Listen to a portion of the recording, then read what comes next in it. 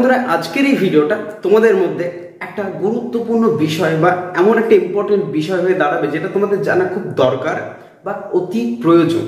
সেটা হলো, তোমরা কলেজে যারা পড়ছো তাদের কিন্তু দু রকমের পরীক্ষা হয়ে থাকে। একটা হলো কলেজের ইন্টারনাল পরীক্ষা, যেটা কলেজের নিজস্ব পরীক্ষা, আর একটা হলো ইউনিভার্সিটির পরীক্ষাটা, সেটা হলো এক্সটার্নাল পরীক্ষা যেটাকে বলা হয়। সেটা অন্য কলেজে গিয়ে দিয়ে আসতে হয়। ইন্টারনাল পরীক্ষা কিন্তু কলেজে হয়, কিন্তু এক্সটার্নাল পরীক্ষা অন্য কলেজে গিয়ে হয়। যেরকমটা আমরা স্কুলে পড়াকালীন আমাদের যেমন টেস্ট পরীক্ষা হতো নিজেদের স্কুলে, কিন্তু মাধ্যমিক বা উচ্চ মাধ্যমিক পরীক্ষা হতো সেটা আবার অন্য স্কুলে গিয়ে। ঠিক সেরকমই কলেজের ক্ষেত্রে প্রত্যেকটা সেমিস্টারে ইন্টারনাল বলে একটা পরীক্ষা হয়, সেটা হলো নিজেদের কলেজে হয়। এক্সটার্নাল পরীক্ষা সেটা অন্য কলেজে গিয়ে দিয়ে আসতে হয়। এখন কথা হচ্ছে, এখানে একটা জিনিস লিখেছি, দেখো, কলেজ ইন্টারনাল এক্সাম।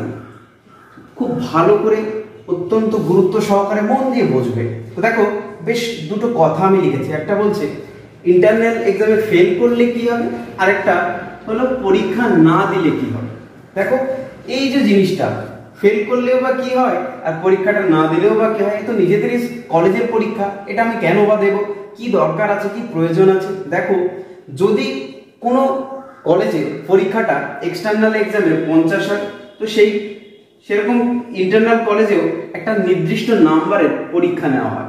সেটা 10 নম্বরের হতে পারে, আবার সেটা 20 নম্বরের হতে পারে। প্রত্যেকটা কলেজ তার নিজেদের মর্জি মতো এই পরীক্ষাটা নিয়ে থাকে। ম্যাক্সিমাম 20 নিয়ে থাকে আর মিনিমাম 10 নিয়ে থাকে।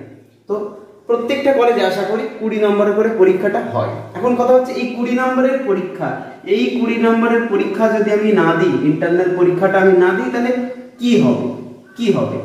দেখো, এখানে একটু বলে রাখি, তোমাদের এক্সটার্নাল পরীক্ষা আর ইন্টারনালের যে পরীক্ষা, এই দুটো রেজাল্ট মিলিয়ে কিন্তু তোমাদের ফাইনাল রেজাল্ট তৈরি হয়। তো দেখা গেল কেউ এমন অনেক ব্যক্তি আছে যারা ইন্টারনাল পরীক্ষা ফেল করে অথবা ইন্টারনাল পরীক্ষা দেয় না। তাদের ক্ষেত্রে কি হবে না, তারা যদি এক্সটার্নাল পরীক্ষা দিতে যায়, তাদের কিন্তু এক্সটার্নালে পাস করলেও যদি ইন্টারনাল পরীক্ষা কোনো রকম ফেল বা না দেয়, তাহলে কিন্তু পুরো সেমিস্টারটাই তার ফেল যাবে। অর্থাৎ সে কিন্তু ওই সেমিস্টারে পাস করতে পারলো না, পরের বার বা নেক্সট ইয়ারে কিন্তু গিয়ে কিন্তু তোমাকে আবার সেই সাপ্লিমেন্টারি পরীক্ষা হিসেবে আবার পরীক্ষা দিতে হবে। এখন কথা হচ্ছে, তুমি ফেল করলে, ফেল ম্যাক্সিমাম কলেজ থেকে করায় না। দেখা গেল 20তে কত পেলে পাস হয়ে যায়, 20 3 হাত করো, 3 6, মোটামুটি 6 নম্বর পেলে কিন্তু পাস হয়ে যায়। 20 নম্বর যদি ইন্টারনাল পরীক্ষা দেয়, তাহলে তুমি 6 নম্বর পেলে তুমি পাস। যদি তুমি 6 নম্বরের কম পেয়ে যাও, 3 পেলে কিংবা 4 পেলে কিংবা 5 পেলে, তাহলে কিন্তু তুমি ফেল করে গেলে।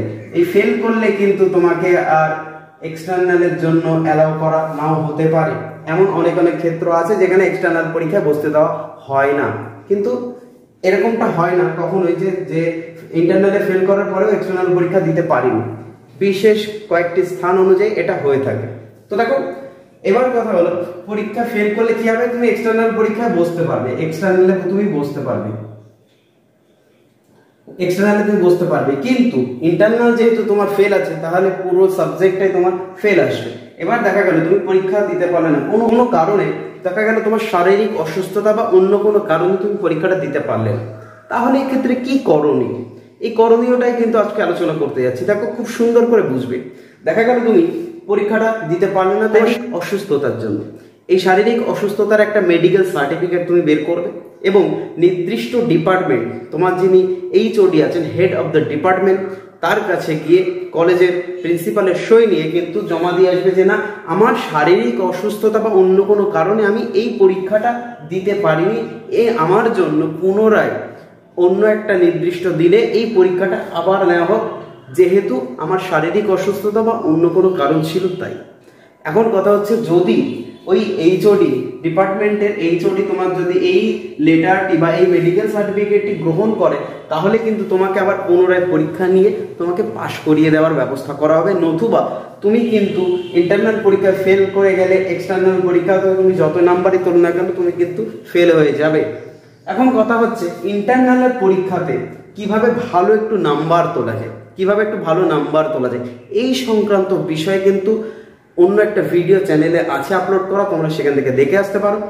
আর একটুখানি বলে দিই যে 20টা নাম্বার, ইন্টারনালের 20টা নাম্বার নিয়ে যাদের টেনশন আছে, যারা পড়াশোনা করোনি, এখন ভালোভাবে প্রস্তুতি নিতে পারোনি, প্রস্তুতি হয়নি, তারা কি করবে। দেখো, তুমি যে কলেজে পড়াশোনা করো, প্রত্যেকটা কলেজে কিন্তু বিভিন্ন ধরনের কোশ্চেনের পরীক্ষা নিয়ে থাকে। দেখা গেল কোনো কলেজে এসএকিউ পরীক্ষা নিচ্ছে, কি না 10টা এসএকিউ নিচ্ছে, 10 দ্বিগুণ 20 নাম্বার, সর্বাধিক 2 নম্বরের এসএকিউ থাকে কলেজের পরীক্ষা।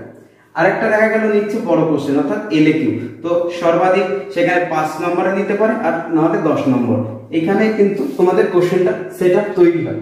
তো এই 20 নম্বরটা তুমি কিভাবে পাবে বা কিভাবে কমন পাবে, নিজে নিজে তুমি কিভাবে সাজেশন করতে পারবে। দেখো তোমার কলেজে পরীক্ষা হচ্ছে, বেশ এখান থেকে 1-2 সাল অর্থাৎ 2-1 বছর প্রিভিয়াস ইয়ারের কোশ্চেন তুমি চেক করে হোক জোগাড় করে ফেলো। দেখবে তোমার দাদা দিদিরা ওই সাবজেক্টে এর আগের বার পরীক্ষা দিয়েছে, তাদের কাছে কোশ্চেন পত্র থাকে, তুমি সেই কোশ্চেন পত্র জোগাড় করো। সেই জোগাড় করার পরে নিজে নিজে ওই কোশ্চেনগুলো সলভ করে নাও। যদি শর্ট কোশ্চেন হয় তো শর্ট কোশ্চেনের মতো করে সলভ করো, যদি ব্রড কোশ্চেন হয় সেগুলোর মতো করে পড়াশোনা করো। দেখবে এই কোশ্চেনগুলো করার পরে তুমি ওখান থেকে মূল যে কোশ্চেন থাকবে তোমার পরীক্ষায়, সেই কোশ্চেনগুলো তুমি খুব সহজেই কমন পেয়ে গেছো এবং খুব ভালো পরীক্ষা দিয়ে আসতে পেরেছো। যদি তোমার পরীক্ষাটা 20তে হয় তো 20তে আশা করি তুমি মিনিমাম 15 পেয়ে যেতে পারো, আর যদি 10 পরীক্ষায় অবশ্যই 8-9 তো তুমি হামেশাই পেয়ে যাবে। তো এইভাবেই ইন্টারনাল পাস করা যায়। আর যদি দেখা গেল হিস্ট্রি ডিপার্টমেন্ট কিংবা পলিটিক্যাল সায়েন্স কিংবা ফিলোসফি, যে বিভিন্ন ডিপার্টমেন্ট থাকে, যে কোনো একটা ডিপার্টমেন্টে পড়ো, সেই ডিপার্টমেন্টের টিচারদের সাথে তোমার একটু ভালো সম্পর্ক আছে। কলেজে গেলে কিন্তু টিচারদের সঙ্গে একটা ভালো সম্পর্ক গড়ে তুলতে হয়, এতে করে তোমার নিজেরই সুবিধা বা নিজে কিছু ফায়দা নিতে পারো। কিভাবে না, দেখা গেলো ইন্টারনালের কোশ্চেন কিন্তু যেহেতু কলেজের স্যার বা ম্যাডামরা নিজেরা কোশ্চেন করে থাকেন, সেহেতু এই ব্যাপারে তারা কিন্তু হেল্প করতে পারে, যে কোন কোশ্চেনগুলো আসতে পারে বলে দিতে পারে, যে এই কোশ্চেনগুলো আমি পড়িয়েছি, এগুলো পরীক্ষায় থাকতে পারে, এগুলো তোমরা ভালো করে পড়ে যাবে। তো সবসময় চেষ্টা করবে যে কলেজের স্যার ম্যাডামদের সাথে ভালো করে সম্পর্কটা বজায় রাখতে। একটা স্টুডেন্টের সঙ্গে যেমন একটা টিচারের সম্পর্ক থাকে, ঠিক সেরকমই সম্পর্ক করে তুলতে। এক্ষেত্রে তোমাদের বিভিন্ন সমস্যা, অর্থাৎ কলেজে যদি কোনো রকম সমস্যা তুমি পড়ে থাকো, তাহলে সেই টিচার বা সেই শিক্ষক বা শিক্ষিকাটা তোমার বিপদে কিন্তু অবশ্যই হেল্প করবে। তো এভাবেই কিন্তু ছাত্র আর শিক্ষকের সম্পর্ক বজায় থাকবে সারা জীবন। আশা করি যে কথাটুকু আমি বললাম, যে ইন্টারনাল পরীক্ষা যদি তুমি ফেল করো বা পরীক্ষা না দিতে পারো তাহলে কি করতে হবে সেটা তোমাদেরকে আশা করি ভালো করে বোঝাতে পেরেছি। তো আশা করব এরকম ভিডিও পেতে চ্যানেলটিকে সাবস্ক্রাইব করে পাশের বেল আইকনটি প্রেস করে দিও এবং বন্ধুদেরকে শেয়ার করে দাও, যে যারা এখনো ইন্টারনাল পরীক্ষা দেয়নি বা ফেল করে গেছে বা বিভিন্ন অসুস্থতার কারণে পরীক্ষাটা দিতে পারেনি, তাদের কি করণীয়। তো দেখা হচ্ছে আবার পরের ভিডিওতে, ততক্ষণ সবাই ভালো থাকো, সুস্থ থাকো।